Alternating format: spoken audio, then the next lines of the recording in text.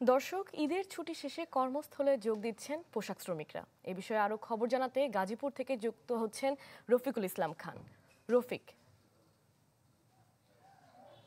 দীর্ঘ 11 দিনের ছুটি শেষে আজ খুলছে গাজীপুরের শিল্প কারখানা। সেই সমস্ত শিল্প কারখানায় কিন্তু ইতিমধ্যে শ্রমিকরা আসতে শুরু করেছে। তো আজকে সকাল 8টা থেকে আসলে শিল্প কারখানায় তাদের শ্রমিকদের ডিউটি করার কথা রয়েছে। তাছাড়া যে সকাল 7টা থেকে যে সমস্ত শিল্প কারখানা আসলে খোলা রয়েছে, সেই সমস্ত শিল্প কারখানায় কিন্তু শ্রমিকরা ইতিমধ্যে যোগ দিয়েছে। তো দীর্ঘ ঈদের ছুটি শেষে আজ শ্রমিকরা যারা আসছেন তারা কিন্তু স্বাচ্ছন্দ্যভাবে আনন্দমুখর পরিবেশে কিন্তু তারা কাজে যোগ দিচ্ছেন।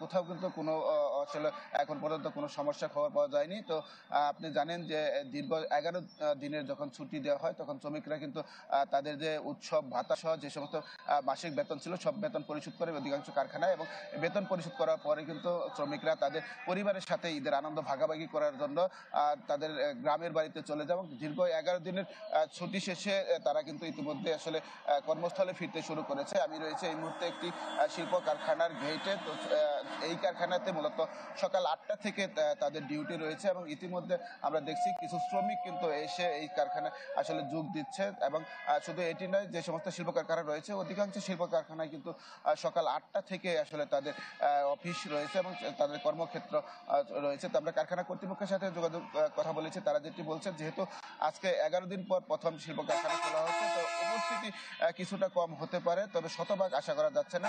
90 ভাগের উপরে কিন্তু উপস্থিতি হবে সেটি আশা করছে। তো যে শ্রমিকরা আসলে দলে দলে কাজে যোগ দিচ্ছে, কর্মচাঞ্চল্যকর ফিরে পাচ্ছে গাজীপুরের যে শিল্পাঞ্চল রয়েছে সেটির ধারাবাহিকতা অব্যাহত থাকবে, এটি আশা করছেন পোশাক মালিকরা।